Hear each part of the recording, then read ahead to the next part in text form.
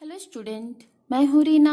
आप देख रहे हैं रीना एकेडमी चैनल। आप सभी का मेरे चैनल पर स्वागत है। मैं अपने आज के सेशन में आपके लिए लाई हूँ कक्षा 8 हिंदी व्याकरण का पार्ट नंबर 22, जिसमें आज हम सभी लोग अलंकार के संपूर्ण प्रश्न अभ्यास को करेंगे। तो स्टूडेंट, आप सभी अंत तक बने रहे हमारे साथ इस वीडियो में। इस वीडियो के अंत तक आपको अलंकार पाठ से संबंधित संपूर्ण प्रश्न अभ्यास करवाए जाएंगे। तो यहाँ पे अभ्यास कार्य में सबसे पहले बहुविकल्पी प्रश्न है। तो निम्नलिखित काव्य पंक्तियों में प्रयुक्त अलंकार से सही विकल्प पर सही का निशान लगाइए। तो यहाँ पे देख लेते हैं क एक राम घनश्याम हित चातक तुलसीदास। तो इसमें कौन सा अलंकार है, इसको पहचानना है। तो इसमें रूपक अलंकार है। ठीक है स्टूडेंट, तो क वाले में सेकंड ऑप्शन सही है, रूपक। अब नेक्स्ट है इसमें भग्न मग्न रत्नाकर में वह राह। तो इसमें कौन सा अलंकार, तो इसमें अनुप्रास अलंकार है। अब इसमें पाहुन जो आए हो गांव के शहर में, इसमें उत्प्रेक्षा अलंकार है।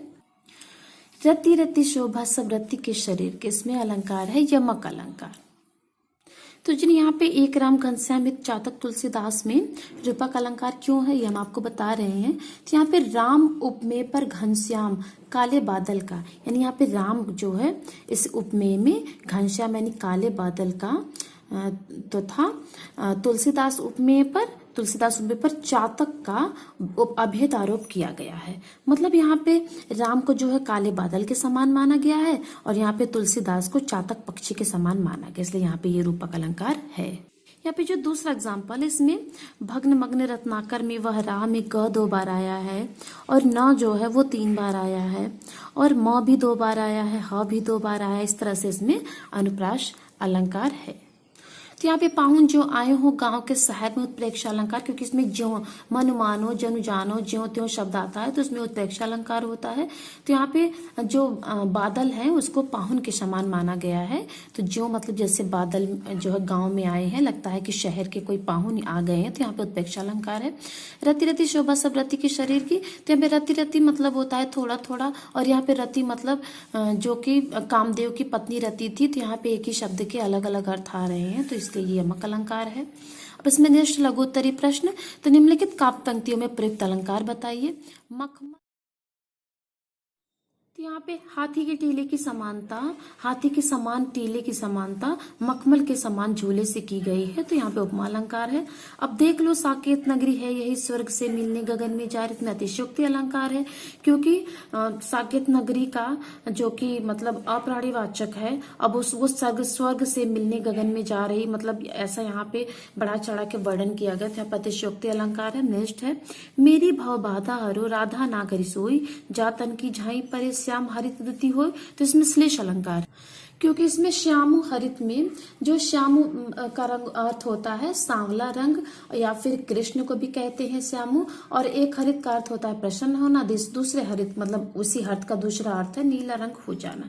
तो इस तरह से यहाँ पे श्लेष अलंकार, मतलब श्यामु और हरित इन 2 शब्दों का 2 अर्थ हुआ है। एक श्यामु मतलब होता है प्रसन्न होना, मतलब श्री कृष्ण, और दूसरा अर्थ इसका सांवला। एक हरित का अर्थ होता है प्रसन्न होना, दूसरा अर्थ इसका नीला रंग हो जाए, इसलिए यहाँ पे श्लेष अलंकार है।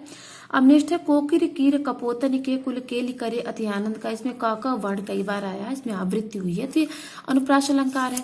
अब नेक्स्ट है 3 बेर खाती थी वे 3 बेर खाती है, तो यहाँ पे यमक अलंकार, क्योंकि यहाँ पे बेर शब्द 2 बार आया, दोनों का अर्थ अलग अलग है। एक बेर का अर्थ होता है 3 बार खाना, और इसमें इस बेर का अर्थ है बेर फल से, तो इस तरह से यमक अलंकार का एग्जाम्पल है। यहाँ पे नंबर 3 निम्नलिखित अलंकारों का एक एक उदाहरण लिखिए। तो उपमा अलंकार का उदाहरण है पीपर पात सरिस मंडोला, यानी पीपल के पत्ते के समान मंडोल रहा है, तो ये उपमा अलंकार है।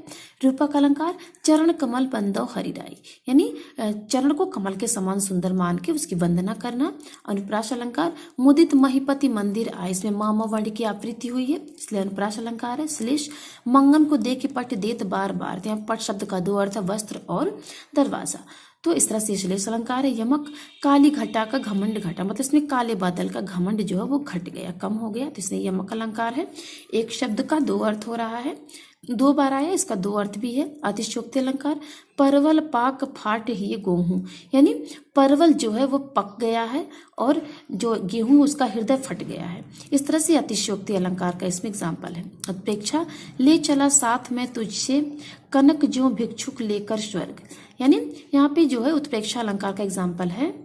क्योंकि इसमें कहा जा रहा है कि ले चला साथ में तुझे कनक, मतलब सोने को मैं साथ में लेकर चल रहा हूँ, जैसे जो भिक्षुक लेकर स्वर्ण, मतलब ऐसा लग रहा है कि भिक्षुक कोई सोना लेके जा रहा है। तो यहाँ पे कनक और स्वर्ण शब्दों का अर्थ अलग अलग हो रहा है। एक कनक मतलब होता है धतूरा, एक मतलब होता है सोना। यहाँ पे एक स्वर्ण का अर्थ है सोने से, मतलब स्वर्ण जिससे आभूषण बनते हैं। तो इस तरह से जो है ये उत्प्रेक्षा अलंकार के एग्जाम्पल है। अन्योक्ति, माली आवत देख करी कलियां करे पुकार, फूली फूली चून लई काल हमारी बार। मतलब यहाँ पे जो है माली आवत देख, मतलब यहाँ पे माली को आता देख के कलियां पुकार कर रहे हैं कि फूली फूली, मतलब फूल फूल को चुन ले रहा है माली, और कल हमारी बारी है। तो यहाँ पे इस एग्जाम्पल के जरिए कोई अप्रस्तुत के बारे में बात की जा रही है, अप्रस्तुत उल्लेख के बारे में। तो अर्थात यहाँ पे माली को जो है यमराज के समान बताया गया है।